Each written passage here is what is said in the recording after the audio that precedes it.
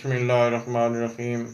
حدیث شریف میں آتا ہے کہ ایک شخص نبی پاک صلی اللہ علیہ وسلم کی خدمت میں حاضر ہوا اور عرض کرتا ہے کہ یا رسول اللہ صلی اللہ علیہ وسلم، میں آپ کے ہاتھ پر ہجرت اور جہاد کے ساتھ بیعت کرتا ہوں اور اس کا اجر اللہ تبارک و تعالیٰ سے چاہتا ہوں۔ تو نبی پاک صلی اللہ علیہ وسلم نے ارشاد فرمایا، کیا تیرے ماں باپ زندہ ہیں؟ اس نے کہا، یا حضرت، دونوں ہی زندہ ہیں۔